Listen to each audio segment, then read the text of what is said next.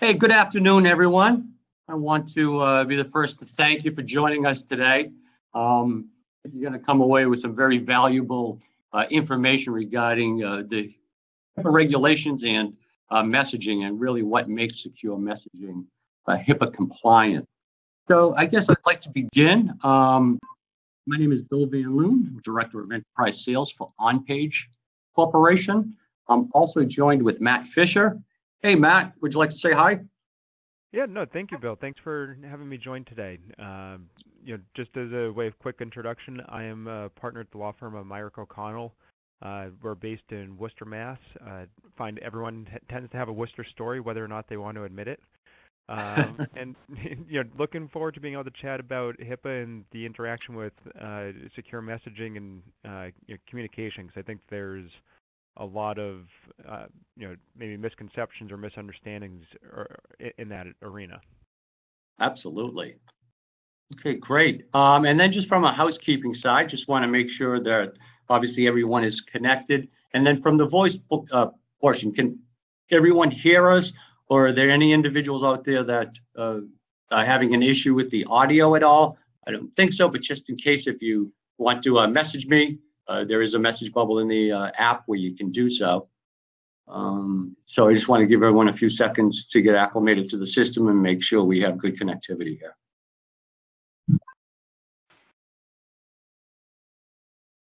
All right, excellent. All right, well, sounds good. Hey, Matt, I'll turn it over to you. If you don't mind, I can drive the slides if you like.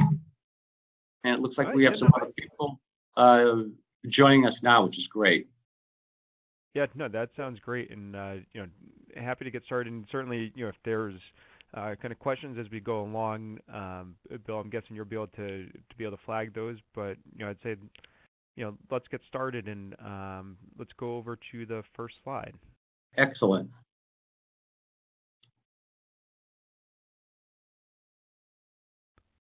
Come on. So, whenever we're talking about HIPAA and the interaction with healthcare services or healthcare functions or activities within the healthcare realm, I always find it is very good to start with the basics, because you want to understand who HIPAA applies to and what it's really supposed to do. So it only applies to 3 categories of parties, and I think the kind of the trick there is that those different parties can include a broad array of actors. For the most part, it gets driven at the top level by a covered entity. So covered entity can either be a health plan or a healthcare provider or a healthcare data clearinghouse. For the most part, especially if you're thinking about communications, you're probably looking at either a health plan or a provider, since those are the types of entities that are actually interacting with each other or with the patients. The next level down from that would be the business associate. So that's someone who's handling protected health information for or on behalf of a covered entity.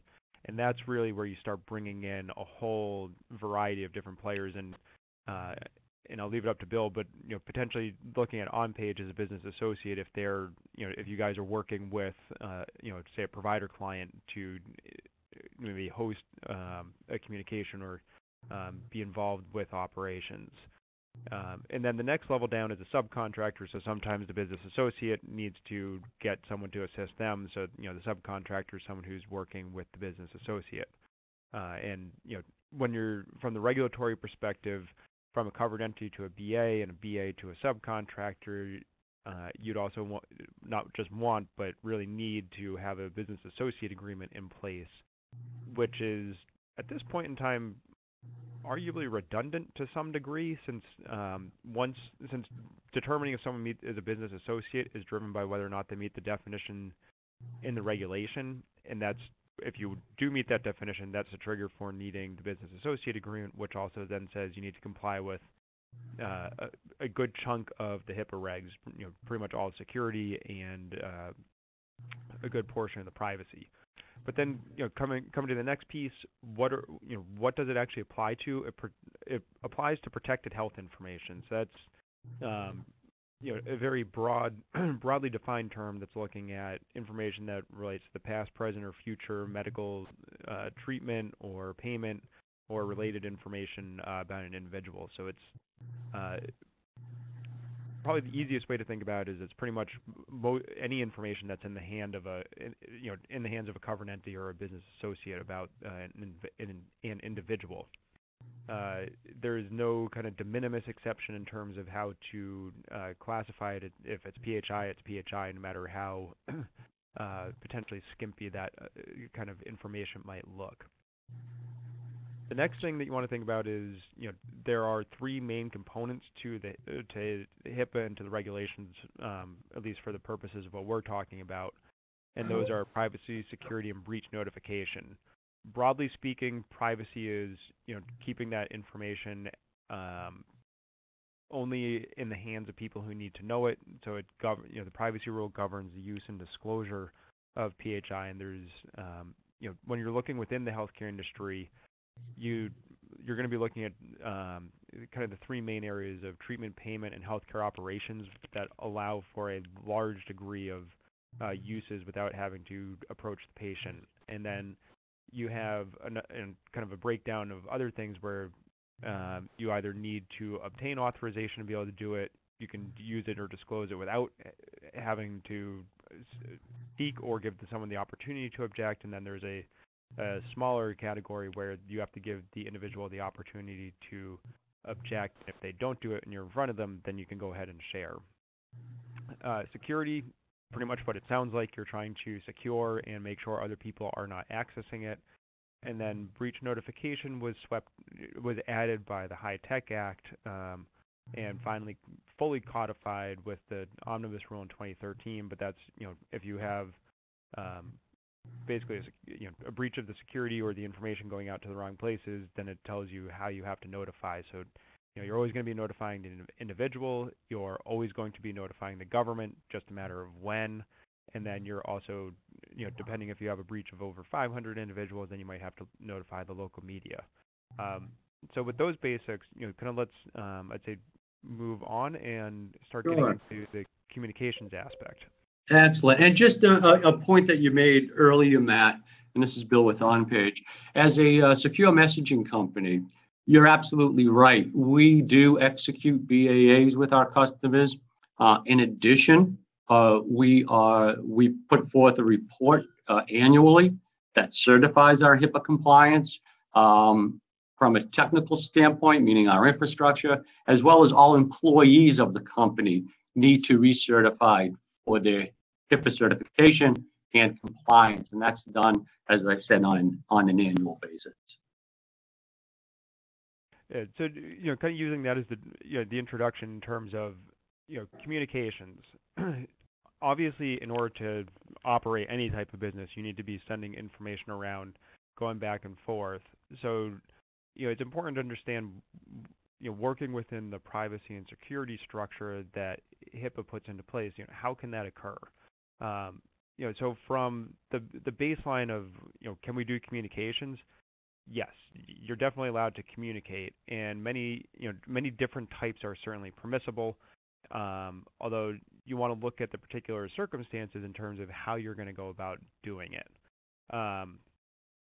So sometimes you might need consent. You definitely want to think about how you're going to be securing it, because if you do a communication over an unsecure connection, say provider A wants to consult with provider B and they send information using like a Gmail account or something, you're probably going to have a problem there because once you put it into a personal email account and certainly an email account where you don't have any control over it, now you've leaked that information outside the organization, and you're going to have I think a lot of concerns about who has access to and control over that information. I think recently you're starting to see a lot more emphasis on electronic communication, and I say recently, somewhat with the recognition that we've all been using email for many, many years now in daily life, and certainly, arguably that's becoming even less utilized now as opposed to like text messaging or messaging through a whole host of similar type of applications. Healthcare is starting to catch up with that, but you want to think about where you're putting it. Again, coming back to the type of or the specific service you're using, is it something that's secure? Is it something that has, is it merely a conduit? If it's just a conduit and they're not, that service isn't storing any information, they can't access it, that's kind of an exception for an entity that doesn't actually have to fall within the HIPAA ambit because they can't get into the information. But that's a fairly rare occurrence. Usually the messaging app is storing stuff or has their the data is not just passing through them with absolutely no retention. So the one the one I hear about a lot is, hey, what about WhatsApp? It's kind of a free messaging service. They came out, and I believe it was somewhere in 2016 with a big push of we have end-to-end encryption, and all of a sudden that hearing the encryption word, healthcare, his eyes kind of lit up, going, oh, we can use this. And actually, interestingly, I've seen reports that in other countries it is a big tool used by providers. I think Brazil is a prime example there, where they actually send a large degree of information through WhatsApp. But leaving aside those, how it's used in other countries, in the U.S., you have the problem because WhatsApp, they don't have an enterprise level solution. So that means they don't have a solution that's built to be sold to business. It's all on a personal level. So you have personal accounts, they're hosting data, they're storing data. If you put PHI in there, you're going to have a serious problem. And I think if we can go on to the next slide, that'll start to look at the implications of what happens when you violate. That's definitely why this is why we're focusing on why you want to be compliant. So before kind of starting to get a little bit more into how you can think about improving or enhancing compliance with applicable regulations, when you're thinking about HIPAA, at least, a violation can carry a fairly significant monetary penalty, and it's also the penalty is going to be for potentially everyone involved in that breach. That from the covered entity perspective, that's kind of the nice outcome from the omnibus rule in 2013 is, each person who is connected to the breach can be pursued and fined by the government. The fines can range from anywhere from, as it says, $100 to $50,000 per violation. It all depends on the level, the severity of the breach, or the severity of the violation, and also kind of was it something that was completely not innocuous, but something where it was unintentional and you were trying to do the right thing, or was it just egregious and you just were flouting the regulations? Obviously, the quote-unquote more innocent level will be a lower, more likely to result in a lower fine, whereas as you start climbing the ladder to intentional conduct, you're going to start paying more. It's also going to, there also doesn't seem to be any kind of set determination. If you look at all the settlements that the Office for Civil Rights has announced, they've been kind of all over the place, and the common assessment, at least that I make, and also kind of that I vet around with other people that I know when I talk about it seems like the level of the fine seems to be commensurate with the ability to pay. Smaller organizations, smaller fine; bigger organizations, deeper pockets, you're going to be paying a lot more because it doesn't seem like the government wants to be forcing anyone out of business, at least on the provider side of things. So as I said, with that background in terms of what happens if you violate, let's dive a little bit more into some of the different legal considerations in terms of how to go about making sure that you don't end up facing a potential monetary issue. So, Bill, if we can go to the next slide, that'll take us there. Sure. So we've been talking about a couple, talking a lot about HIPAA so far. The other thing to keep in mind, if you're talking about electronic communications and thinking specifically about texting or phone calls, although I think texting is the one that's probably becoming more commonplace. So you've got the Telephone Consumer Protection Act that's going to layer different issues on top of HIPAA. So, but hitting on HIPAA first, because as I said, different types of communications are allowed, but let's think about it in a couple different contexts. So the first one that I'd like to kind of dive into is provider to provider. So, that could be, let's use an example again of one physician group is communicating to another physician group. I think a lot of times you still often hear that one group will say, okay, fax me the information. It's that arguably is not very helpful. It's also not something that has to occur. You don't have to send it by fax. And I think given the rise with electronic medical records and other digital health tools, it makes more sense to be able to, send an email or send a secure message so that you're actually getting a usable data file as opposed to the fax, which is really, arguably not very helpful to anybody. So if you're doing that, I think you definitely want to be looking at, okay, so first, I guess the first point is, okay, provider to provider, you're probably going to be, probably sending it for a treatment purpose or an operational purpose. So, that's going to be something that's allowed without having to approach the individual about it. Because if you remember, I said there's treatment, payment, and healthcare operations are the three big areas and ways in which information can be used and disclosed by covered entities and business associates. But again, since you can do it, but you want to make sure you're doing it in a secure manner. So, I think encryption is pretty much a must-have at this point. There's been so much made about breaches that occur because something was not encrypted. So you want to be thinking about the solution you're using. I think we talked about a little bit of reference to that, using a personal email account like Gmail or any other publicly available service, probably not a good idea. You want to have a product that's actually designed for healthcare. I think the other big kind of category to think about are provider to patient. So, patient calls up and says, I would like a copy of my medical record, or you want to be communicating about an appointment reminder or something. Got a couple different considerations. If it's an appointment reminder, and you've got the person saying, yeah, send me a text message, you can probably do it, although we'll talk about that a little bit when we get to Telephone Consumer Protection Act or the TCPA in a second. I'm thinking more about the transmission of records, and in that case, the provider oftentimes says, no, I can only send it in a secure manner, and I have to, send it encrypted and, hit all the bells and whistles, which is, a good thing to be thinking. But at the end of the day, the patient has the ability to direct the provider to say, send it this way, send it to this place, and, you have to listen to what the patient says. So if the patient says, send it to my unsecured Gmail account, you've got to listen to it. I would suggest documenting it to show that you did it and that the patient requested it.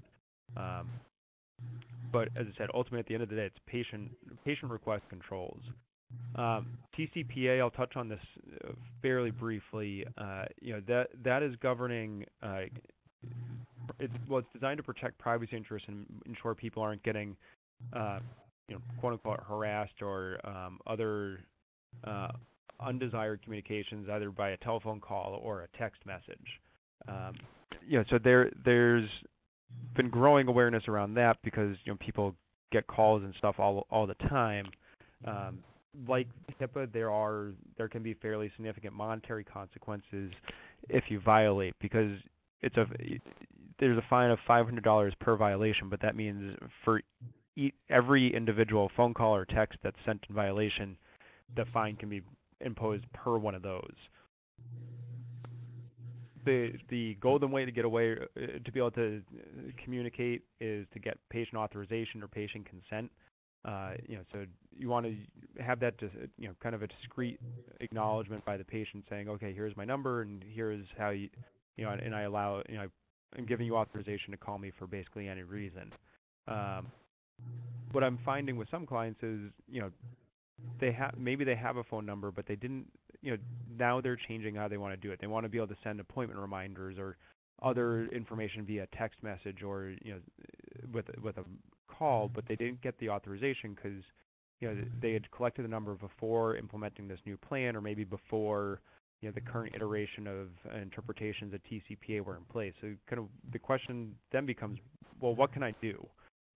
Thankfully, when you come to healthcare, there are limited exceptions for that requirement for needing the prior express consent. They are fairly limited, and it all relate to treatment and in any of the communications that occur also need to be consistent with HIPAA. But an overarching requirement to keep in mind if you're going to do it without having that prior express consent is that any communication can't result in a charge to the individual. I find that being able to know if it's going to result in a charge is basically unknowable to the person initiating that communication. Who knows?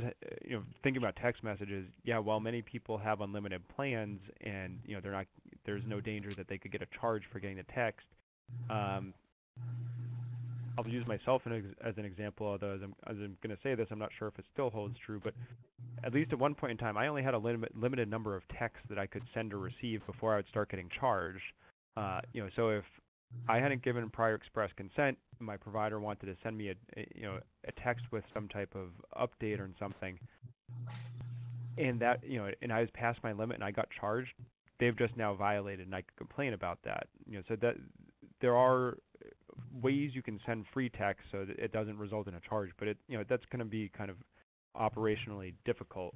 And as I said, remember, the carve-out is also limited to very specific treatment-related purposes, so it can be very difficult to keep in mind. So that's a very brief run-through of it, and I think at this point, Bill, I'll turn it over to you because I believe you're going to pick up with a few comments now. I am, and thank you, Matt. Well done. Very informative. So what I'd like to do is kind of just dive into what are the exact requirements per the HIPAA regulations that you need to be cognizant of when you're messaging either through provider to provider and even provider to patient. So one of the regulations is that you need to keep your personal texting, your WhatsApp and iMessage and so forth, separate from any application that you're using for healthcare messaging. So you need a separate application on your smartphone that has other requirements, but the point I'm making here is that you need two separate. So you can't be using a personal texting application to be communicating any PHI information. So here at OnPage, we handle that and we facilitate for that. It also requires a special authentication to get into the app. So, fancy wording for saying that you need a username and password to access it. So, with smartphones these days, they are password protected. In fact, the iPhone now lets you in through facial recognition, which is fantastic. So, with that upfront authentication of number one, being able to access the device, and then to another layer where you need to authenticate yourself for the messaging app through a username and password that only you know. And Matt talked about this next point very well, and this is the encryption of message data. So it's very important that that message and the information contained in the message is encrypted from end to end. So I mean that while it's residing on the network, during transmission, all the way to your smart device, that information is mandated to be encrypted. And when it lands on the mobile device, it also needs to be encrypted. So that's kind of what we refer to as end-to-end encryption, which is important to meet the HIPAA regulations. The other one, then, this is something that a lot of folks overlook, and it's the personal information coming up automatically when a notification that a text or a message has arrived. So, I see it with my personal messaging. I can kind of see the beginning of the message that maybe my buddies are sending me and wanting to know what I'm doing after work or something like that. With a secure messaging app such as OnPage, what you receive is a very loud, audible alarm. So it gets your attention. And then when you look at the device, you are then prompted at that point to either read it or ignore it. In the case of OnPage, if you ignore it, it will continue to alert you every minute for up to 8 hours or until your battery dies, whichever comes first. But it's protection against the notification screen that comes up that may contain personal health information in the subject line. So you want to just be very cognizant and aware of whatever application you're using. It has that functionality not to preview the message automatically. I think the next one comes at no surprise to anyone that you need to archive all the message history. So per HIPAA regulations, we do that. It is kept on our servers for 6 years. That doesn't mean that you need to keep the data on your phone for 6 years. You definitely have capabilities on how long to retain the data that resides on your smart device, from wiping it or deleting it as soon as you read it, to keeping it for up to 1 year. But rest assured that that information is archived on our servers for 6 years. So if you needed to prove your HIPAA compliance for a particular incident, you could definitely refer back to that data collection that we keep. And speaking of the data collection and auditing, I guess that I should say leads me to my next point, and that's the auditing capabilities, meaning that you have visibility into when the message was sent with a date and time stamp, who and when that message was delivered to, who and when read it, and same with the date and time stamps on the reply, and be able to maintain and capture all that information as well. You have a full log that you can go to that shows the life cycle of that message. What's pretty much commonplace, and this really enriches the experience for physicians, is being able to share rich content.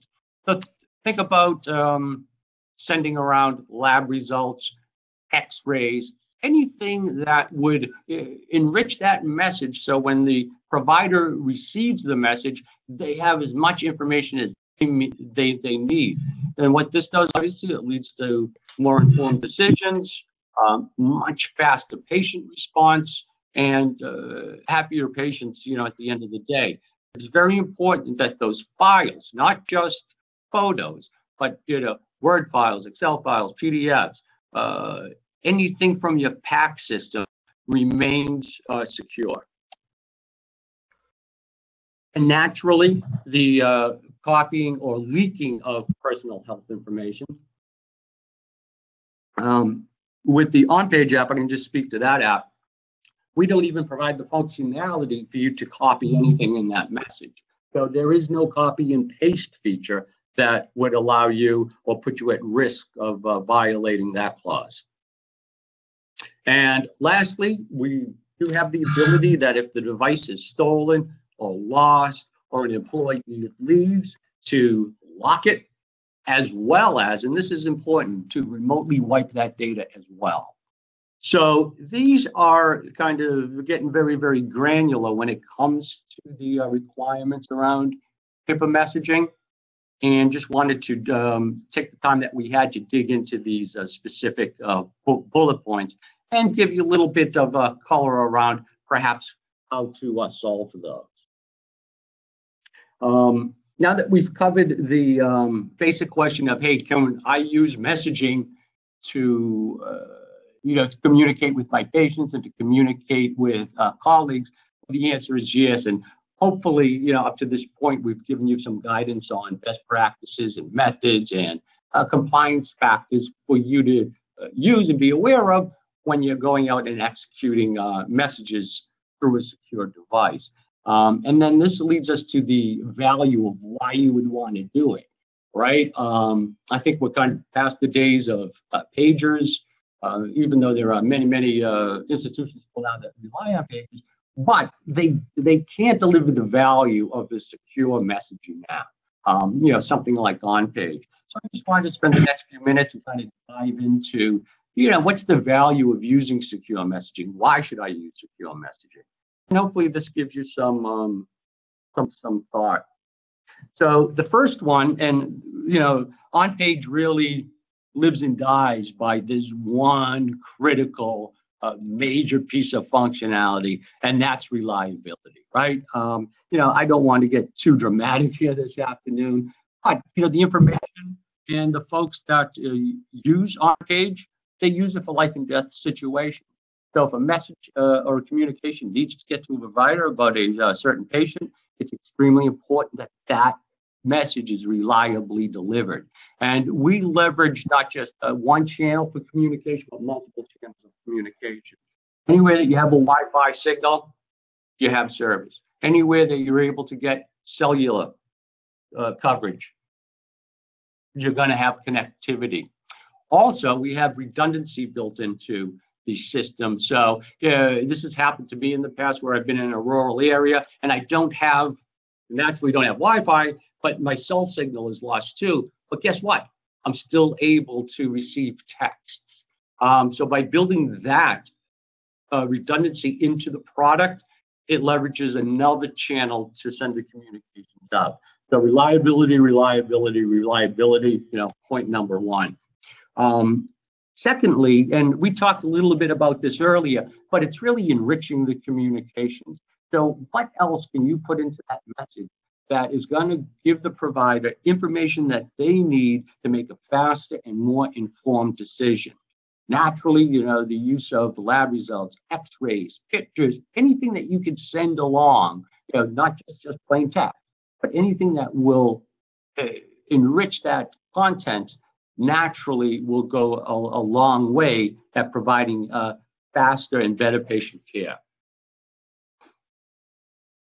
The next one is the operational BI. So what's very important here is being able to leverage the intelligence of the messages that are being sent and received by the providers. This way you can get a handle on not just message counts, but you can see who your top responders are. And if there's kind of a workload issue where one provider is taking 75% of the calls as opposed to the rest of the team taking 25% of the calls, it kind of calls out right away, hey, there's something that we need to change here to balance that workload out. Other things that you can ascertain from this information are your response times, so you can see how quickly the providers are getting back.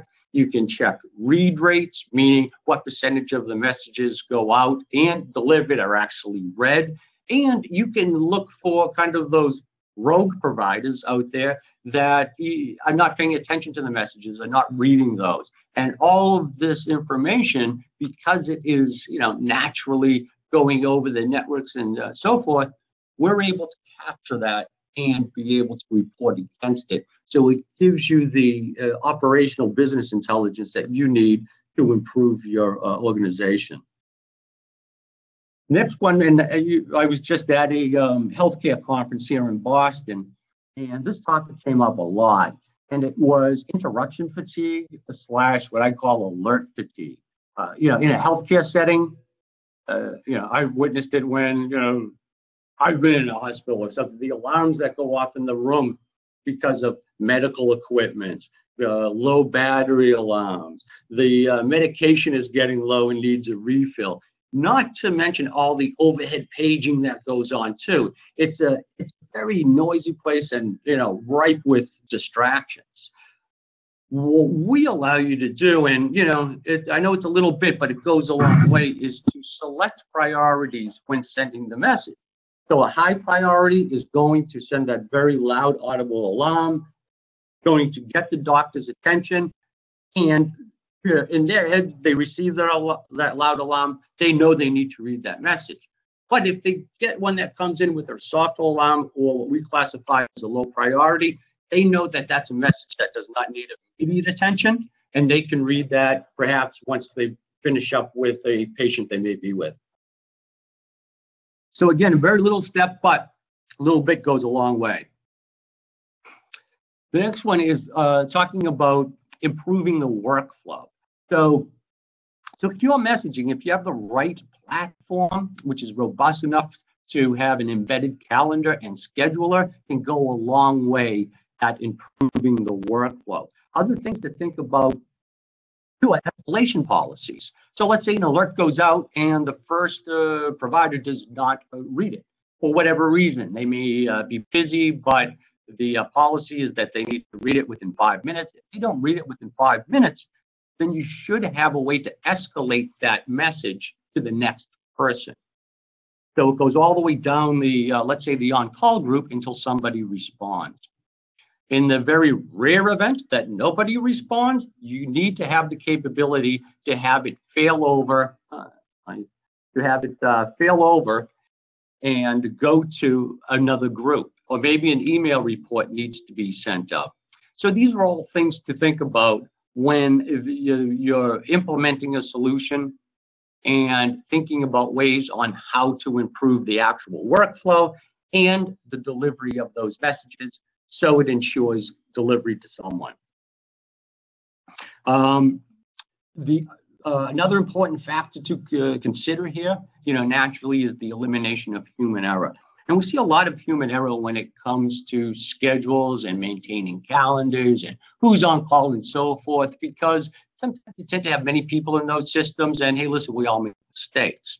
I've seen it result where people will get into scheduling systems, and as a result, they've done something wrong and no messages go out, no alerts go out to anybody. So what we do is we kind of circumvent that, and if there are any blank holes in the scheduler, the message goes out to the entire group. Now, while this might be bothersome to some folks, nonetheless, it still ensures the delivery of the alert regarding a patient care or a patient that's in trouble or something like that. And we get feedback from a bunch of healthcare organizations where, okay, we'll deal with a little bit of inconvenience if someone gets into the scheduling system, messes it up, and the alert doesn't go out. We would rather have everyone be alerted to that issue, all right, than nobody be alerted to it. So that's kind of where we build in the elimination of human error when it comes to the scheduling portion of who's scheduled to receive these alerts. The other thing that you need to be aware of, and we discussed this a little bit earlier, is the management of those messages. So whether it be for auditing needs, right, where you need to see the read and deliver the sent and reply to date stamps, and be able to get in there and see exactly who those messages originated from and who they were sent to. So this is what we refer to as message management. So it gives you the ability to go in and audit those messages, should you ever need to, whether you need to serve these up to a board or a payer. This is information they sometimes will request. And, at the end of the day, we're all in this together, right? I mean, we all strive towards the same goal, and that's to improve patient outcome. And, we have, if you're interested, we have a lot of case studies around we've been able to improve, in fact, a lot of cases, save lives through the use of secure messaging, which, going back to my earlier point, is extremely fast and reliable. So, kind of conclude what I had to say. I think that it'd be good to maybe wrap up with some final thoughts and just kind of put a bow on the presentation here. And then, if you like, we can open it up to questions. Yeah, no, Bill, and I think in terms of the overarching final thought that I would just want to convey is, kind of consistent with where you're going is, be thoughtful in terms of what you're doing and plan ahead. You can't just kind of fly by the seat of your pants when you're trying to implement all these different types of tools. You really need to build it into your security infrastructure and think about how it fits into the workflow, as you're mentioning, and the interactions of each of the individuals. So it's, all these things are doable. They're not insurmountable challenges. It just requires some forethought and, taking the time to dig into it and really fit it into your organization's individual operations. Excellent. Okay. All right. No, that's excellent. Any other of these points, Matt, that you'd like to say? And quite frankly, I would echo exactly what you just said, right? A lot of planning ahead of time goes a long, long way. Not just from, how we're going to roll this out, but there's a whole implementation plan. I don't want to get into it too, as far as how you could successfully ensure a very smooth and successful and high adoption rate when it comes to secure messaging. But that's a webinar for another day. But, you know, when I think of planning ahead, that's one of the things that first comes to mind. Yeah, no, definitely. Excellent. All right. Well, I guess what I'd like to do at this point is open it up for questions. Matt, well done. Thank you very much. Anyone out there, any questions that we can answer for you?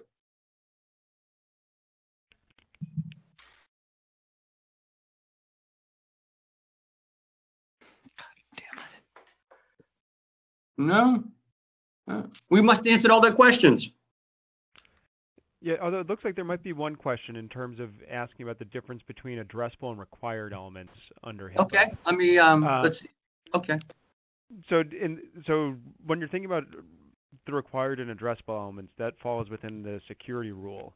So the security rule is broken into a few main sections, physical, technical, safeguards, and really when you're looking, so those are, you've got three top level categories, but then you break it down into, some of the things are required. So, one of my favorite ones to always pick on is the risk analysis.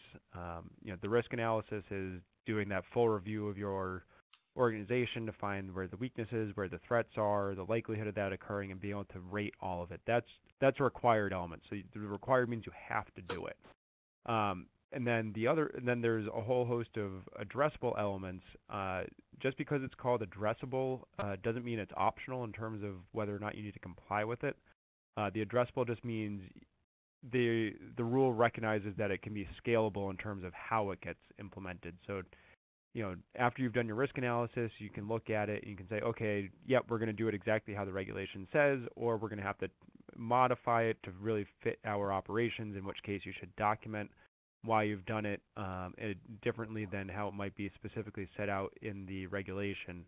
And then, in the, I'd say probably fairly rare circumstance, you can get away with not having, not implementing it. But that's really going to be, as I said, a pretty rare occurrence when you can not have to do any, or not implement that particular measure. Excellent. And then, Matt, I see another one that came in. I don't know if you fielded this one yet. But the request is, please explain how HIPAA privacy rule affects TCPA health information text messages. Duty to warn. Yeah. So I'll give my interpretation, at least in terms of what I think that question is asking, and if I'm not quite addressing it, hopefully we'll get a follow-up. But when you're thinking about the TCPA, there's, I think, 7 or 8 treatment reasons when you can be able to send a text message, but as an initial baseline as well, any communication has to be consistent with HIPAA. So it's you can't really, you shouldn't be sending it to anybody. Although in this case clearly you're sending it to the patient.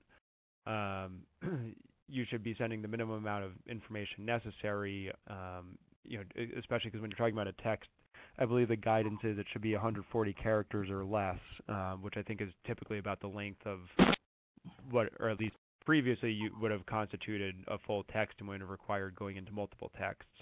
In terms of I'm not quite sure what is being sought with in terms of a duty to warn, since the whole kind of the purpose of the limited exceptions for healthcare and TCPA is that you don't have to give people you don't have to warn them that you're going to be texting, but again, you should really be cognizant of what you're sending. So you don't want to be sending a diagnosis that people wouldn't want others to know, because you don't know who could be picking up the phone and looking at it. But it's really keeping it pretty short and basically probably the same thing you do if you were leaving a voicemail of saying, this is this office, please give us a call back. So it's, I think using some amount of common sense in terms of when you're sending a communication. Okay, excellent. Orly, any other questions on your side?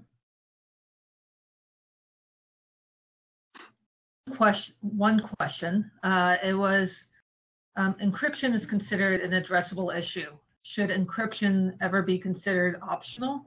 So encryption of messages, I'm thinking, right? That's considered an addressable issue for messages. Yeah, yeah, you're definitely right. Encryption is one of the addressable elements.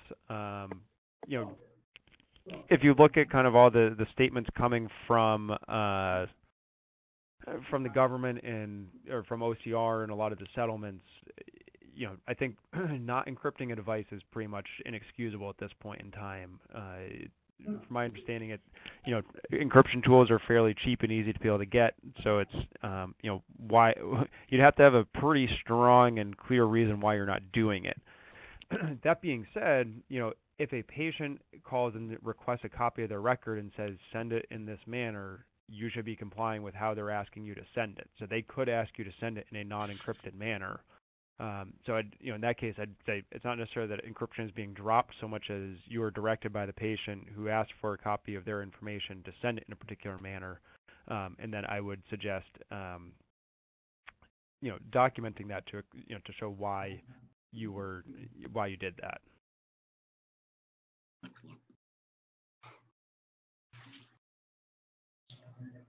All right. It looks like Matt, there are two other questions coming in from PH. One is TCPA conditions include comply with privacy rule, which requires the duty to warn. This is from the Omnibus rule guidance from January 25th. PHI includes cell number related to healthcare. PHI is demographic, identifiable, connected to provision of healthcare, cell phone text that says your appointment is 10 a.m. Is that considered PHI? Yeah, so definitely, I mean, if you're sending an appointment reminder, this definitely constitutes PHI. But, you know, I think part of the issue is, you know, if you're sending that, you're sending it to the actual individual. You know, if you sent it to the wrong number, then you know, arguably you now have a breach, which is different, you know, a different issue than what is under the, you know, not falling under the privacy rule. You know, I think it's, to some degree, it also helps to highlight the fact that these regulations don't always align, and it's, you know, can be difficult to know if you're complying with one, but you could be violating another one. And it all kind of goes back to the point that, you know, it's definitely much better to obtain the authorization before you do anything. Right.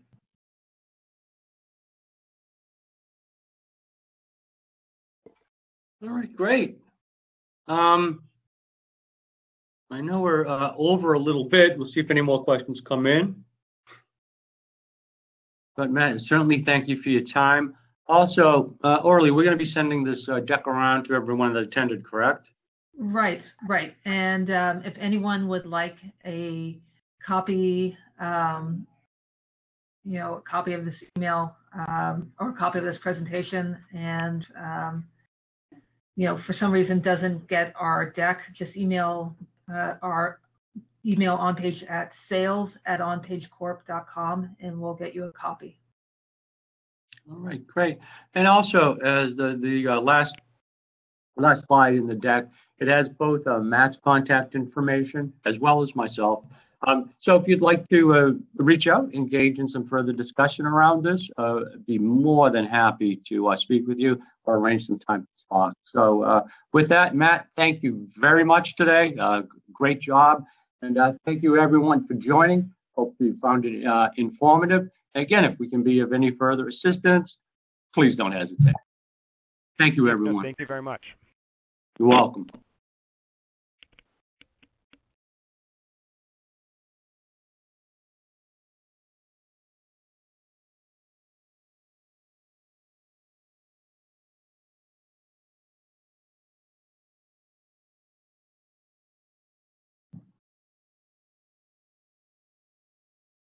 All right. I don't know if anyone's still on.